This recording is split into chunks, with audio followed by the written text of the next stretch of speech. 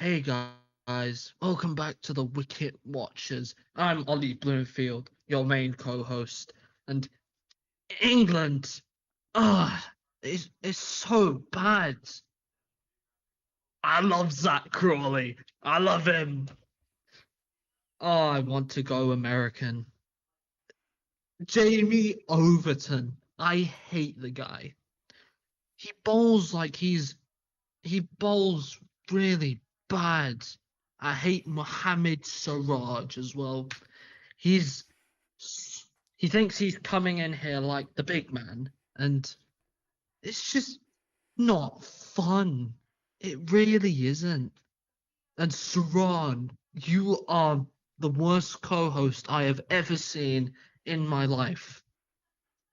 And I want money. I want to exploit kids.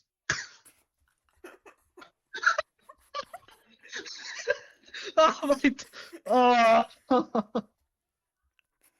Remind me to never remember, guys. Ollie said that. Hello, Wicketers. Welcome back. It's me, Saraan, and I'm your co-host. Hello, Wicketers. It's me, Ollie, and I'm the greatest co-host out of them all. And I can't repeat what I said earlier. That's the point is, Ollie's not here. I am here to run the show alone. So yeah. Hello, guys. And we're going to be talking about cricket, obviously. I mean, there's not much else we talk about on this podcast. And I'm going to be running a solo podcast, which means I can talk about whatever I want. I thought it'd be fun for us to go through the IPL this season. Like, there are about 20-ish games left. I mean, some teams have only like 3 left to play. Some teams only have 4 left to play. So I thought we'd do like we'd have a look into the season so far, and then we predict who is going to be in that final 4. And I think there's a lot of this IPL, it's been extremely high run scoring. I will say that it's the highest run scoring IPL ever, like with the run rates, and then the impact player rule, however controversial that is. And so I've seen it from so many people. Like during when the IPL and PSL were crossing over, so many people wanted to watch the PSL more just because it was a lot more even, a more battle between the bat and ball rather than the bat just talking, coming to life, and then just smacking the ball to almost every part. But we'll go through this team by team. We'll see how their season's been so far, and then I'll make the predictions at the end. So first of all, in number 1, Sunrisers Hyderabad. They've got 7 wins and 4 losses, and they've got 14 points on the board, and they're at the top of the table. So, I'm going to pretend I ignore that. You guys won't see it, but I saw that. Anyway, you can't find a good editor around here. Anyway, Sunrisers Hyderabad, like they had a really rough start to the season. Like I think they were so reliant on their top order. Like they lost to Punjab, they lost to LSG, and they lost to RCB. Like at the start of the season, but then they've been on an extreme winning run after that, winning against Rajasthan, Chennai, DC, and then Rajasthan again and Mumbai, and they beat Punjab as well. It's been a big winning streak that was halted by the Knight Riders, but they're still very well placed in the table, having defeated Punjab Kings in the last game. It's been down to that opening partnership. Like I think Travis Head has finally hit form this season, which I think is a very timely arrival of form for him, because at the start of the season he was looking very scratchy and he wasn't exactly looking like the Travis Head that we saw in previous seasons. But now he's starting to really get locked in a way. And Abhishek Sharma, he's always been doing good. I think this season he hasn't hit the heights of last season, I don't think. Okay, never mind. He scored more than he did last season. I will take that statement back. But yeah, the opening partnership. I predicted that Sunrisers would be over reliant on their opening partnership. And to be fair, they haven't. I actually haven't been. They've got some real big firepower in that middle order. Like Ishan Kishan has just gone through a transformative 12 months in his cricketing career, and he's just been the ideal number 3 batter, both for India and Sunrisers. And then Heinrich Klaassen and Nitish Kumar Reddy. Heinrich Klaassen, after probably one of the poorest years of his life, or like his cricketing career, he has roared back into form and how the leading run scorer for this tournament. I think he's leading the table, and then Abhishek Sharma is number two.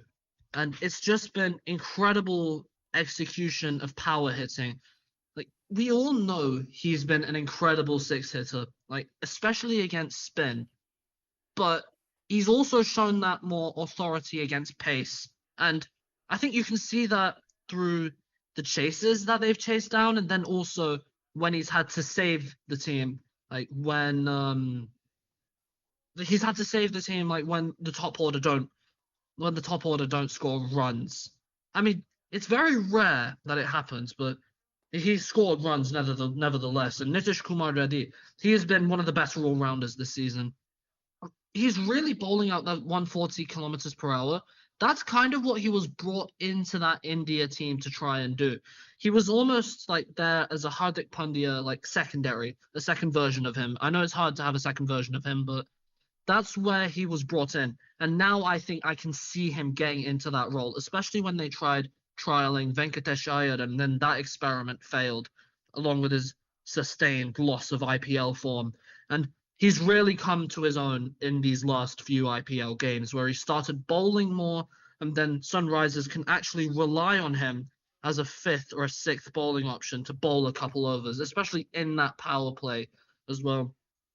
I think there's one thing that we can't deny with Sunrisers Hyderabad. Pat Cummins coming back is such a cheat code for them. Having the Australian captain coming back in as captain, a sense of familiarity.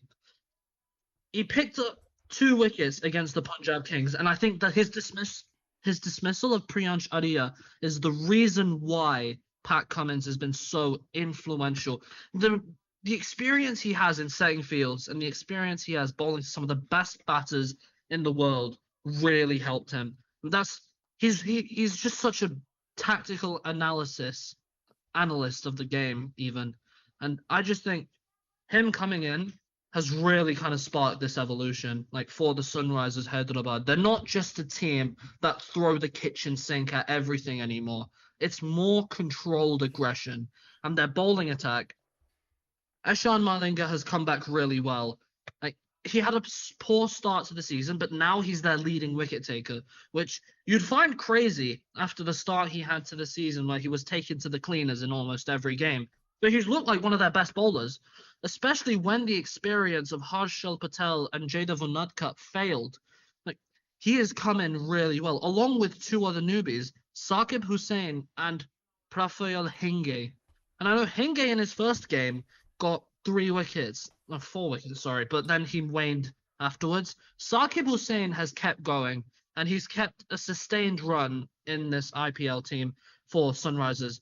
And I think it just shows you like hard work and dedication can lead to anything. And then Saqib Hussain has just been incredible as well, bowling really quick, and he's got a really skiddy action, quite an unorthodox action, and that is what confuses the batters as well. And then I think their only weakness is their spin attack. I mean, Shivan Kumar, like they've really relied on him this season for their spin, and he's not been bad. 8 wickets off the 9 games he's played, but I'm just concerned if they go to somewhere like Lucknow. I don't know if they've played at Lucknow already. They might potentially have. But I'm just giving an example. If they play at Lucknow or if they play at Eden Gardens, where spin plays a lot more of a role, I'm just worried that they don't have the personnel for that. Because Harsh Dubey, he's been economic, but he hasn't taken wickets. And it's the similar story for Shivan Kumar. I think that's the one thing that I'd nitpick the Sunrisers team for.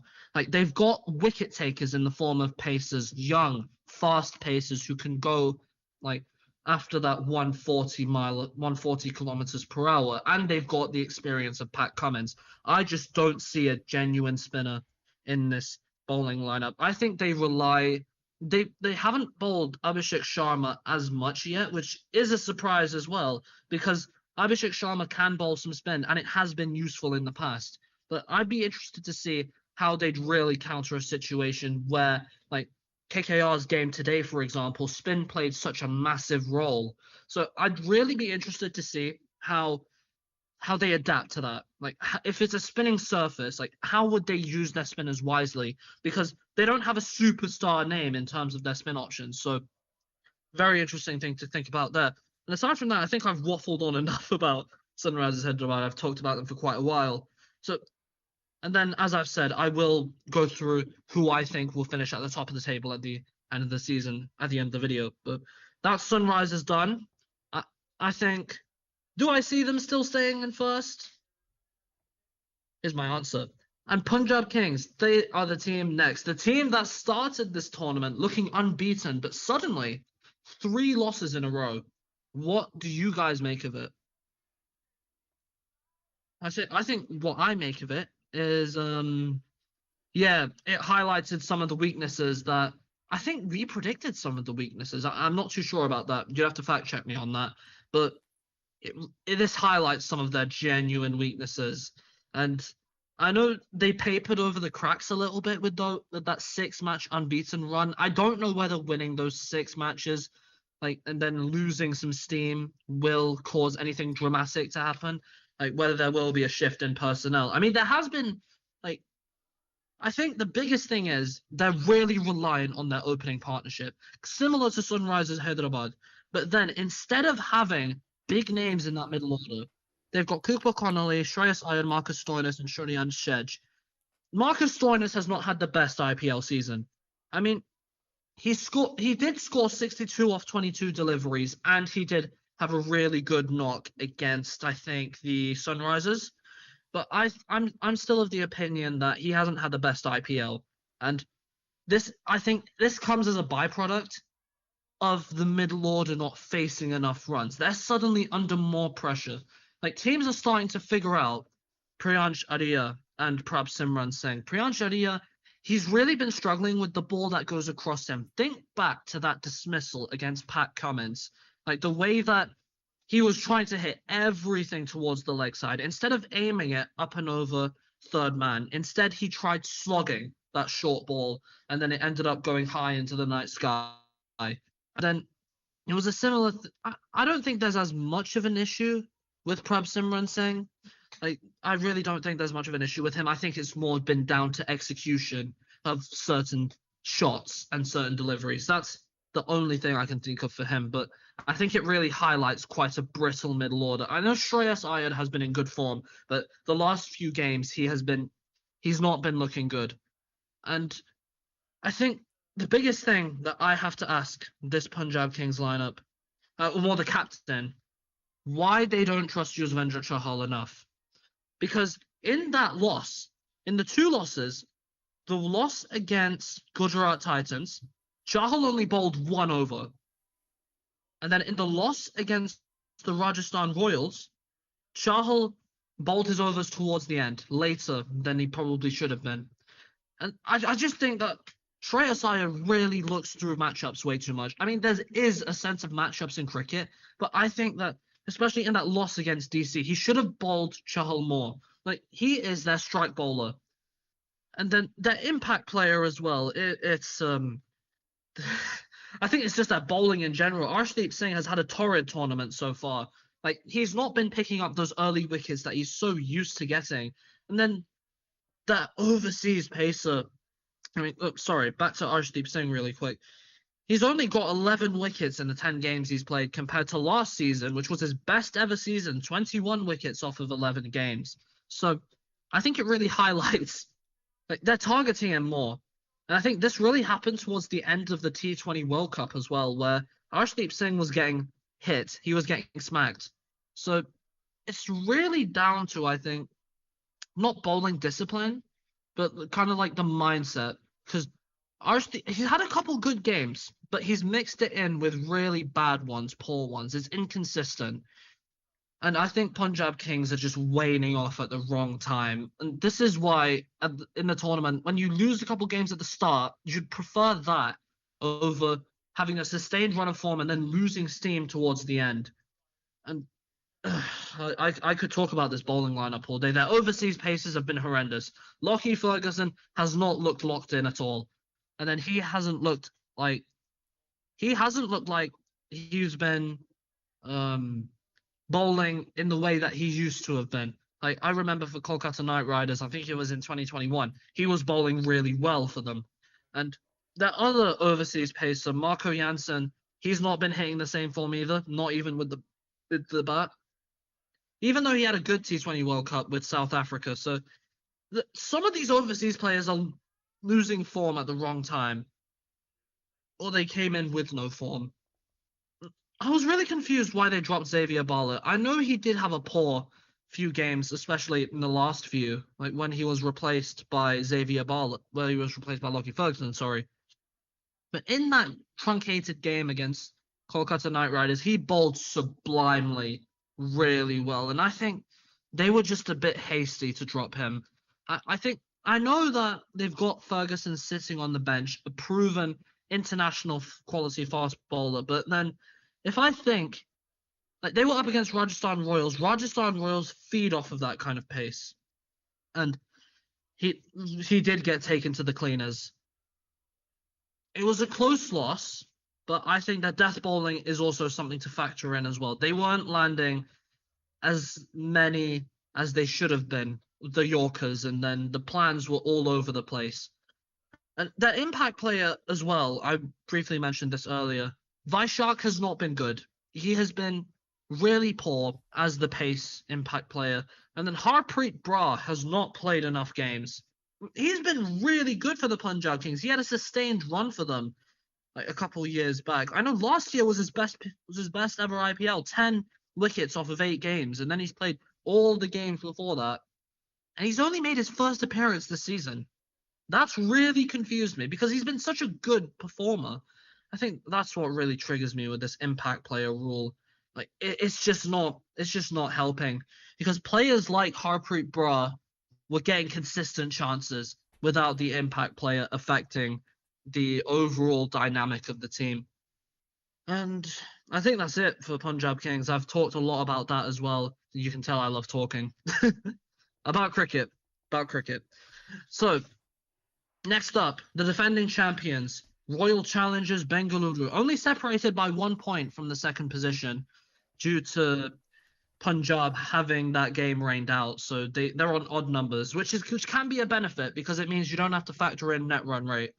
So Royal Challengers Bengaluru, I think they've also had a really good start to the season, but it is starting to wane a little bit. In the first game against aforementioned Sunrisers, they did really well.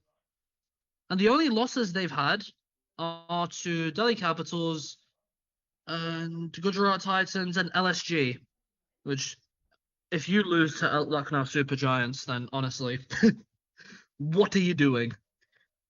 They've lost their last 2 games, so they're not really on some good form. I think there is a big correlation to that. Phil Salt hasn't played the last few games. He's gone back to England due to having a finger injury. And Jacob Bethel has not hit his strides well enough. He's got scores of 4, 15, and I think he got out for a duck as well. So not really good form from Bethel. And I think their main problems is the bowling.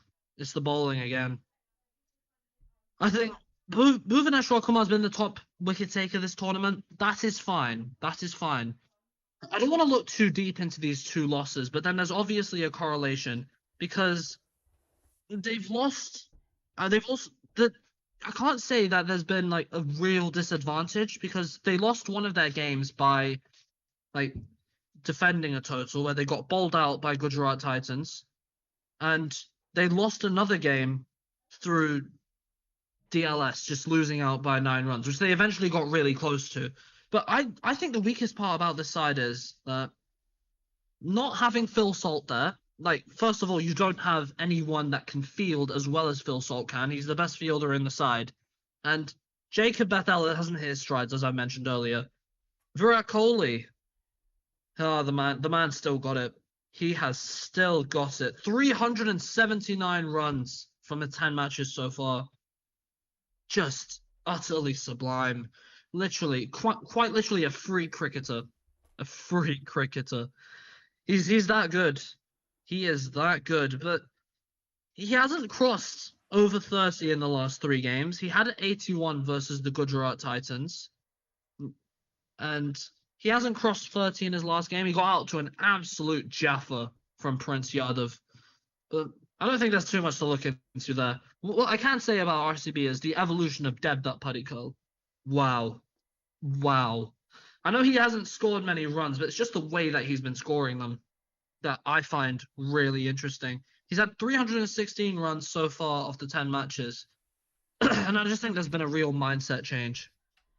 He's real. I'm starting to see a bunch of left-handers. I don't know why it's specifically left-handers, but they've really followed the example that Vaibhav Suryavanshi has left, where they're starting to attack more. And Devdutt Padikkal and Nitish Rana, those are the first two that come to my mind when I'm thinking about like they're attacking more. They're looking like they're looking for the boundaries more. And when you associate Devdutt Padikkal with that, you'd be a bit confused because he hasn't had. If we look at his strike rate this season, his strike rate has been it's been 180. Last season it was only 150, and the season before that it was 71. So he's been striking it a lot quicker. So many batters have this season. They've really embraced this change. Even like so many batters have evolved. That's the best way to describe it. So many of them have evolved to the natural demand of IPL cricket because with the impact player, like especially after seeing 260 being chased down, like no total is safe. That's why you have to go for every single ball, which I think it decreases the quality of cricket to an extent, but then that's what some people want to do. They want to see boundaries. They want to see runs being scored. And what else is there? Jitesh Sharma, he has not been hitting his strides this tournament. He's literally just there as a specialist wicket keeper. It's what it feels like because he hasn't hit the runs he should have been. I'm getting really in depth here. I'll try not to go into as much depth. Only 64 runs in 10 matches. Only Akshar Patel is doing worse than that. So he's having a torrid run. And I think that's all of my complaints out of the way for Royal Challengers Bengaluru. There isn't really much to talk about there with the defending champions. They're still an incredible team. Well, the top 3 teams, they're all incredible. And I think, yeah, those 3, I think the top 4 this season, it's going to be really close. I think there are so many teams which are so good, but then it's so hard just to pick one or just to pick 4. Anyway, Rajasthan Royals. Seeing this team makes me feel really stupid because we predicted them to finish. I predicted them to finish 9th or last towards the bottom of the table, and they're 4th. Just a measure of how clever I am. Anyway, so their last few games, it's been really sporadic. They've won one, lost one, they won one, they lost one. They've been quite inconsistent. At the start of the tournament, they were really good. They looked really, like, I think it was their opening partnership. Their opening partnership was just incredible. It's mind-boggling stuff. A 15-year-old, by the way. Still, a 15-year-old. People are so happy to get him out. What has cricket come to? What has cricket come to? But Vaibhav Suryavanshi, there's no escaping it. He is probably the next generational talent, like the next Sachin Tendulkar. That's the level we're talking. Whether he can repeat that in red ball cricket is another thing entirely, but in T20 cricket, he looks like a genuine. He looks like a genuine for all time. He's already scored 1,000 runs in 28 innings. Career strike rate of over 215, 4 T20 hundreds. And in this day, he's got 190. Then he's played 8 first-class matches, and he's already striking at 90 as well. So clearly, he's looking to bring that approach to other formats. But I think he's been kind of found out in a way in the last few games. Like, he hasn't really converted his starts. Like, against Sunrisers Hyderabad, that's a different thing entirely. But he's been kind of hit or miss. That's my main point. Yashasvi Jaiswal has also... He's been a lot more consistent, I'd argue, this season. Jaiswal has been more consistent. He's like the older one. in the sense of this partnership between Suryavanshi and him, and it really shows with how many runs he scored. He's only scored the 312 this season compared to 559 last season. So it looks like he's not doing as well, but no. I think he really complements Suryavanshi well. He really does, in my opinion. And I think that's why they've been such an important opening partnership. They've both been able to be aggressive, and I think Jaiswal has realized that if Suryavanshi starts and he continues, there's pretty much no one who can stop him. So very smart cricketing there from the Rajasthan Royals. In terms of the rest of their batting, it is an absolute mess. Dhruv Jurel, Riyan Parag, and Shimron Hetmyer have all looked like clueless jelly bears. They've just not looked at any point that they're going to hit form in the tournament. Apart from Dhruv Jurel, who's started the tournament really well at number 3, but then I think they've messed up their batting attack, their batting lineup. I expected Hetmyer at 3 because he did so well for the West Indies at 3. Why would you not repeat that? Dhruv Jurel, I don't mind him being at 3, but still, I think Hetmyer is better at 3, especially considering how good his T20 World Cup was. He scored, I think, the most amount of sixes, I want to say, but it's just really frustrating. He's been brought back to a position he struggled in, and I think it really shows in the fact that this season, he's only scored, in your own time, 72 runs off of his 7 matches compared to 239 last season. So I think the management shot themselves in the foot there. Riyan Parag being the captain, and just an absolute failure of a decision. What a bad decision. He's only scored 207 runs from 10 matches, with 90 of them coming in 1 innings. So I'm just this Rajasthan Royals administration has not been kind. I think Sanju Samson leaving was a good thing. It was a good thing. He didn't want to be there. Why be there with a project that you don't care about? And I think the side thing to that is that they got Sam Curran and Ravindra Jadeja. Sam Curran got ruled out, so that was immediately a bad deal. But then Jadeja has been good this tournament. He hasn't picked up as many wickets as he usually does, and he hasn't been as prolific with the bat. But I still think him coming in, it balances this team out more. It really does. And I think that's a big, especially in the modern era of the impact player, having your team being balanced out more, I think is less of a hindrance and more of a good thing.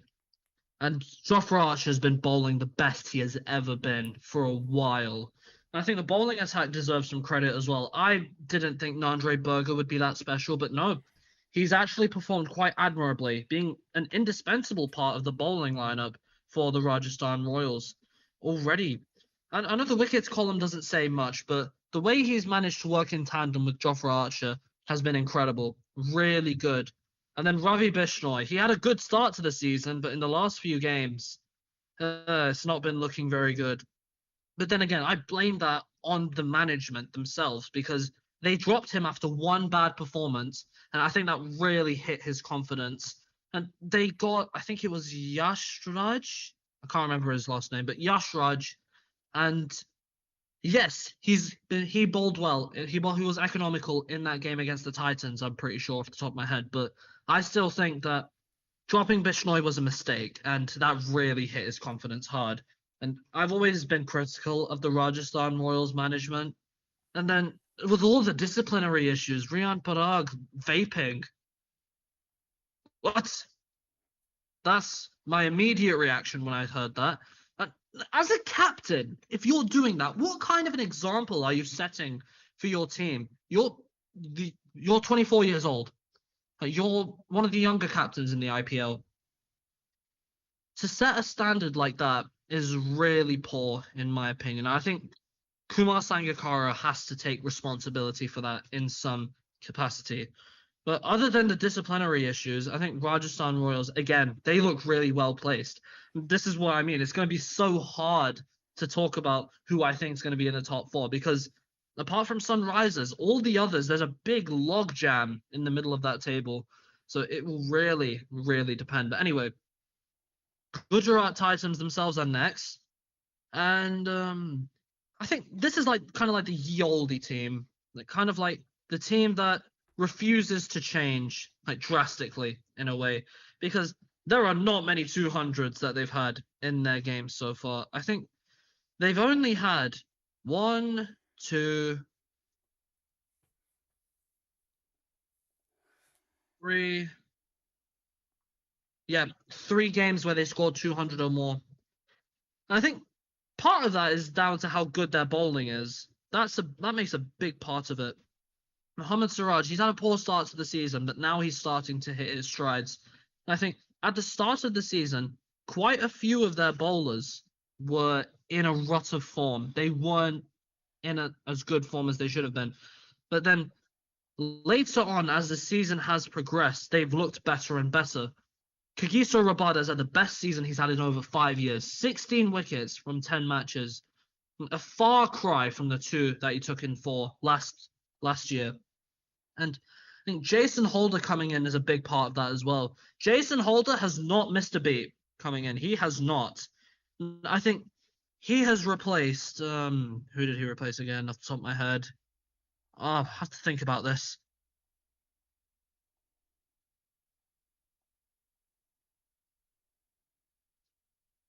He replaced Glenn Phillips, I think. Did he replace Glenn Phillips?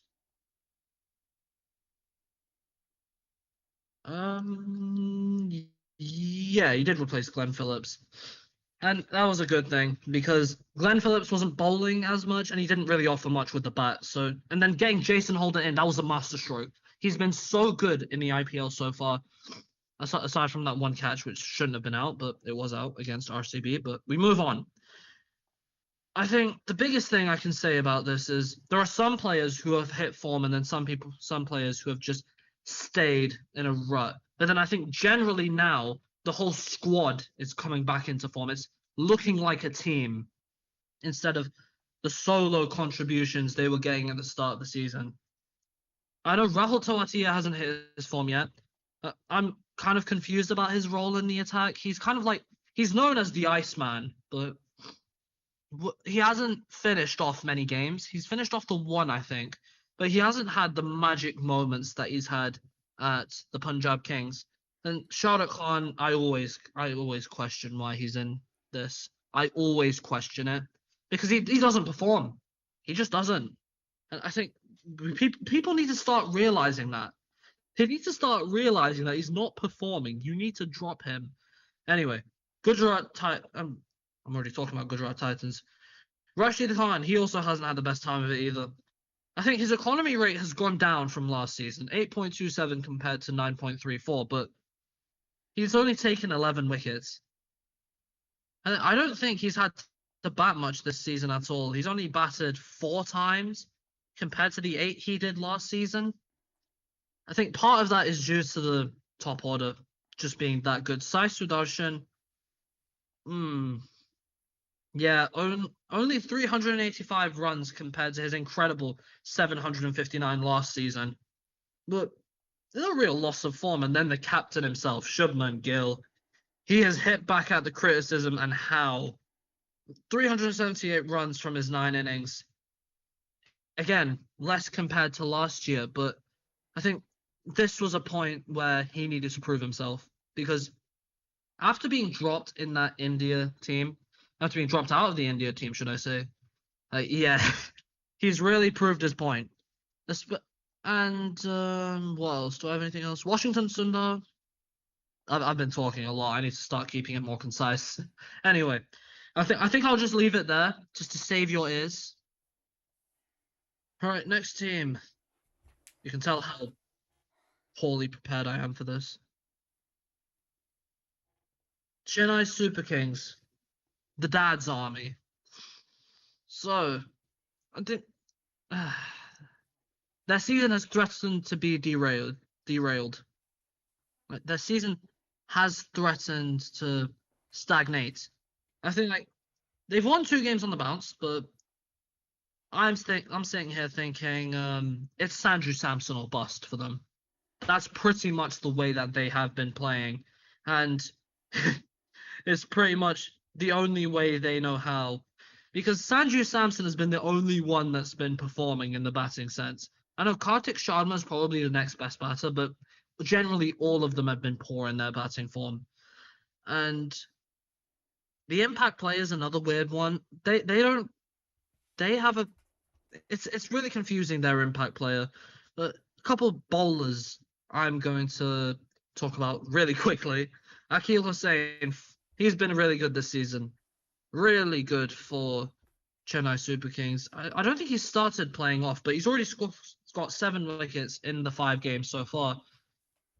And Noor Ahmed as well, really good. Jamie Overton as well, also really impressive. I think the biggest thing for me is though that batting lineup is really a concern. It's a concern.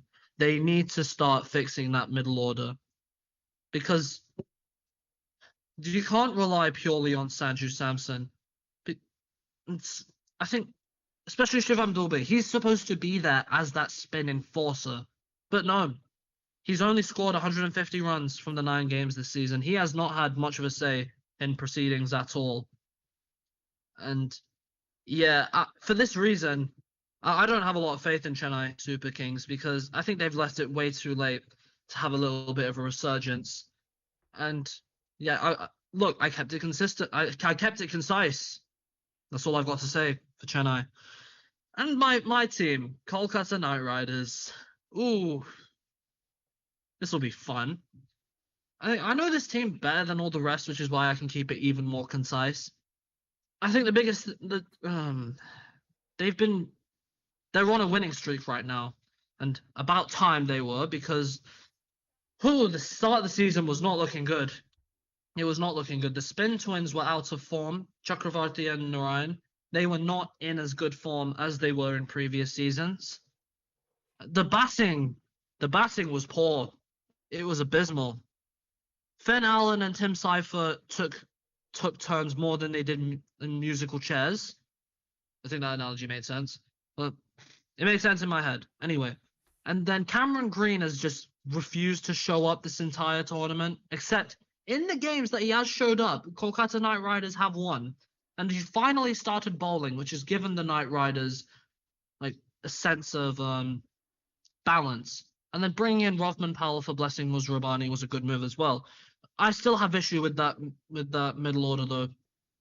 I still have an issue with I think who was it again?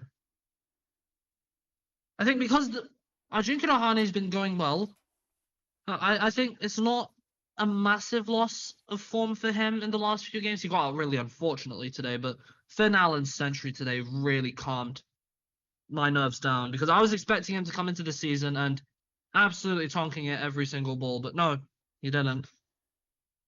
I think that's generally all I have to say for the Knight Riders. Chakravarti's redemption arc has been incredible.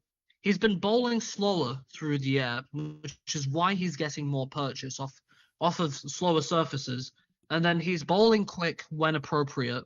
And then working in tandem with Sunil Narayan, who's got 200 IPL wickets. What an absolute champion.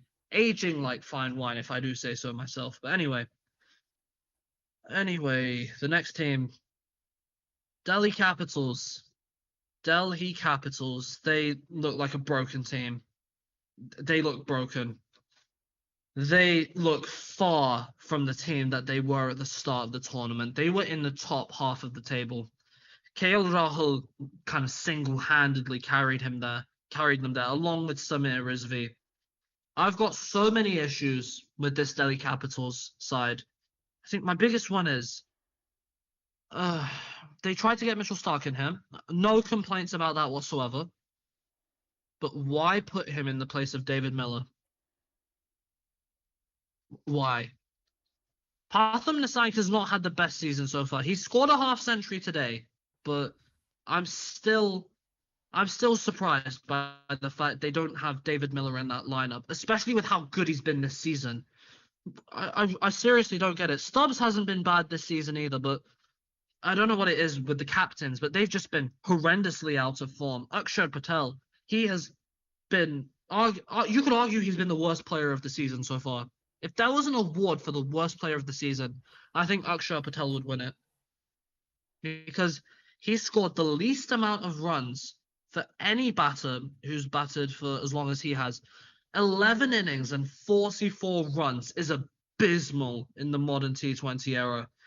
And his bowling, his bowling hasn't been bad. It's been better than it was last season, but still, I just think as an all-rounder, you need to provide balance, and Akshar Patel doesn't do that. They're really playing musical chairs with their impact substitute as well. Sometimes they choose Samir Rizvi, sometimes they go Ashutosh Sharma, sometimes they go Karan Nair. There's no consistency.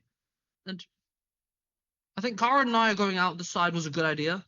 Nitish Rana's evolution was beautiful to see in the last few games, not so much today. Samir Rizvi's downfall has been nothing short of depressing, from 3 player of the match performances in a row to not being able to buy a single run at a strike rate of 150.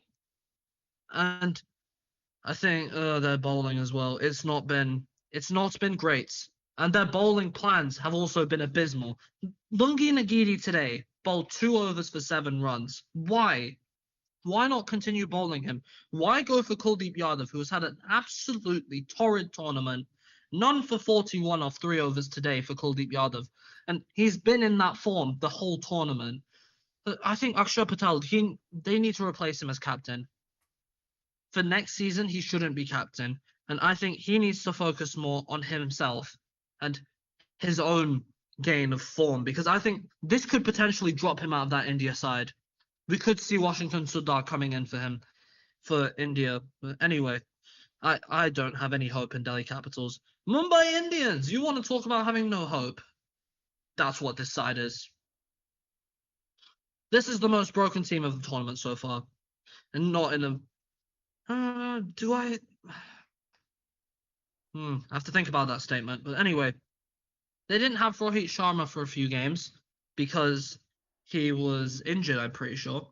And some of their batters have just been horrendously out of form, including Tilak Varma. I think Tilak Varma is probably one of the biggest ones. Those big 3. Tilak Varma, Surya Kumar Yadav, and then Hardik Pandya. The big 3 have just not been in form this season for Mumbai Indians.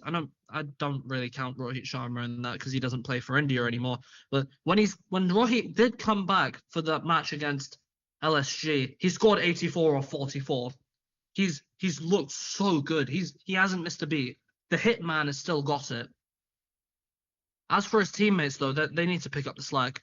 It is simply not good enough from these Indian internationals. Tilak Varma scored 101 in 1 innings and 101 for the other 9 innings he's played. It's not good enough. As a number 3, 11 off 13 is unacceptable in the modern T20 era. In that game they played against LSG. Surya Kumar Yadav, he's been playing shots. The thing is, he can't survive for more than 10-15 balls. That's the biggest issue that he's had. Namandira's had a really good season so far. He's had to pick up the slack for some of his elders who have not been as prolific as they were in previous seasons. He's already scored comfortably more than he did last season. And he's still got 4 games to go, which means he'll only score more. And that overseas player combination has been a point of discussion. Ryan Rickleton and Quinton de Kock have been playing musical chairs as well. I think Ryan Rickleton has been preferred, though, over de Kock because he's just had a better season. I think Quinton de Kock at Mumbai Indians was a nice little reunion, but I don't think it's anything more than that.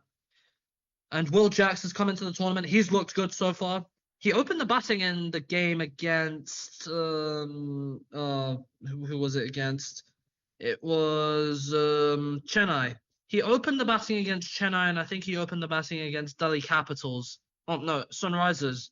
He opened the batting in those 2 games, that one game with Sunrisers. 123, Ryan Rickleton. Just unbelievable. Anyway, as I was saying earlier, what was I saying? I lost my train of thought. I've lost it. Yeah, Will Jacks. I was on about Will Jacks. Yeah, Ollie's been happy another Englishman is playing because he hates it when the Englishmen don't play. What can I say about that? Here's the biggest topic for Mumbai Indians. What has happened to Jasprit Bumrah? What's happened to him? From being one of the best bowlers in the world, he's been made ordinary by a 15-year-old. I wouldn't even wish that. If I lost an exam against a 15-year-old, I would end myself. Okay, maybe not that. Maybe I wouldn't go that far, but I wouldn't be feeling good. He's only picked up 3 wickets in 10 matches.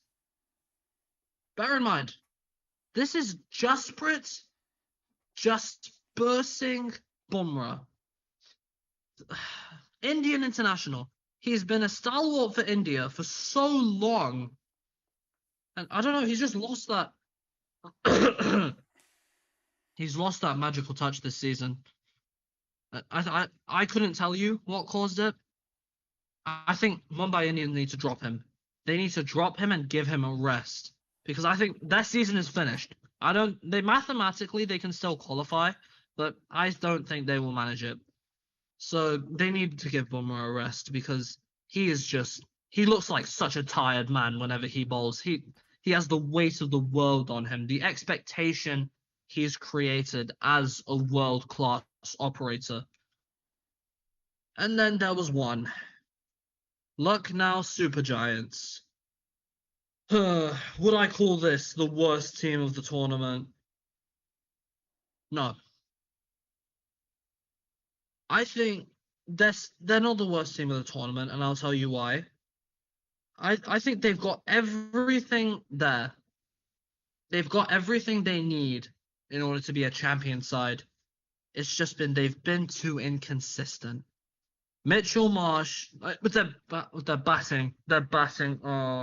I'm going to talk about the batting first, then I can talk about how wonderful the bowling is. So, they have had so many different opening combinations, even more than the Knight Riders, which I know is hard to believe, but they need. I think the simplest thing I can say is Marsh, Markram, those 2 opening, full stop. I don't want to hear anything else. And then have Puran at 3, Punt at 4. I've also been confused because they have 4 overseas players. I think in one game they had 4. Yeah, in the game against previous game they played, not against Bengaluru, but in that game they had 4 overseas batters: Josh Inglis, Maiden Markram, Mitchell Marsh, and Nicholas Puran. Marsh isn't bowling anymore. He hasn't been bowling in the tournament for a while, and there's no overseas pacer, no overseas spinner. It's been an all-Indian attack, and they have Mohammad Shami there, sure, but I just think they could have gone for an overseas either fast bowler or a spinner, because it would have been so much more beneficial than having Josh Inglis, who is another situation entirely. But the batting order has been a muck. But in that game against Bengaluru, they showed how well they can be. Marsh, Puran, and Pant, the first game that they really, truly worked together in tandem to score an insurmountable total in the end. And when their bowling lineup, in my opinion, has been the one consistent thing, like one consistent player, Prince Yadav, who I think will win the emerging player of the tournament this season. 17 wickets from every game he's played so far. Absolutely outstanding. That delivery against Virat Kohli to dismiss him was the ball of the tournament, undeniably by an uncapped Indian, should I say. Getting him out for a second ball duck is special. Getting someone of Virat Kohli's caliber out is special. And I think he's been the one positive thing from this bowling attack, along with Mohammad Shami, who has been bowling the power play so well.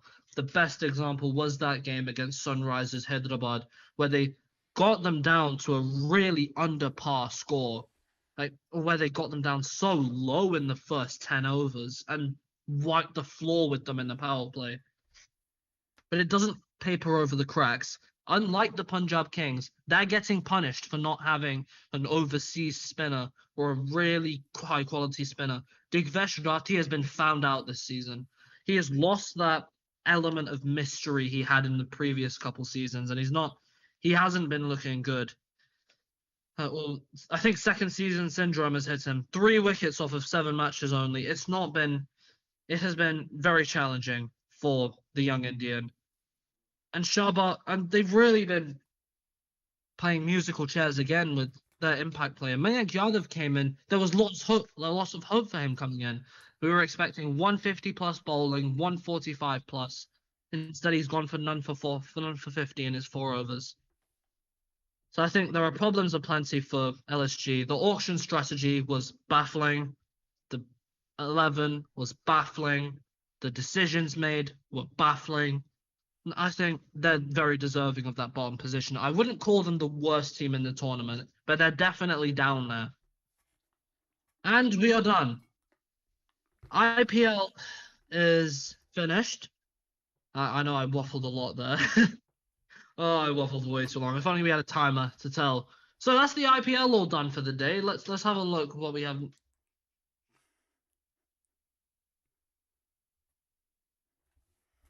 Tung Saraan. Oh my. Oh, very funny. I'll pull the Victor Gyokeres on you. Hey, Tomodachi Live. You can actually get that on Switch 1. I've been wanting to get that. Is it?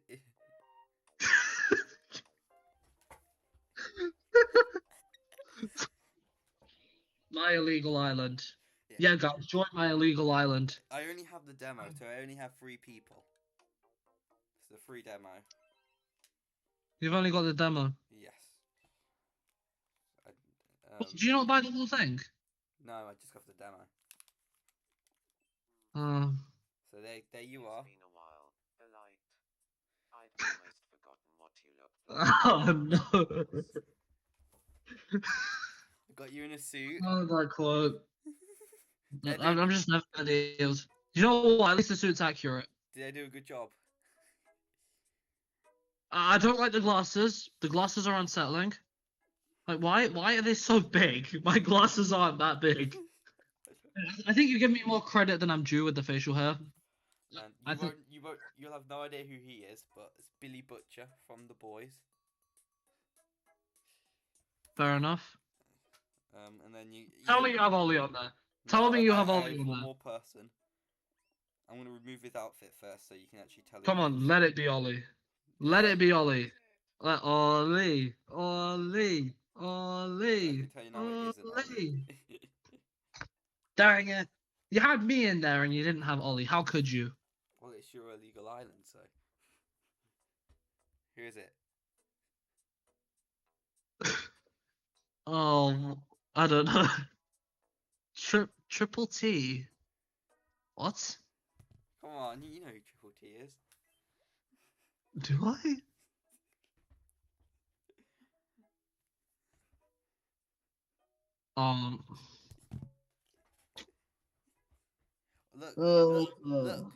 Look, he's best friends forever with Saraan. Well, that's the end of the episode, guys. Thank you so much for watching the Wicket Watchers podcast.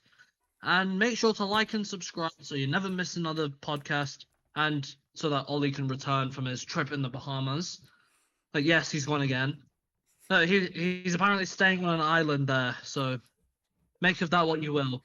And he brought children with him, just to say that. But anyway, give us money on Patreon, the Patreon exclusive, and then we will see you next time. Salutations and goodbye.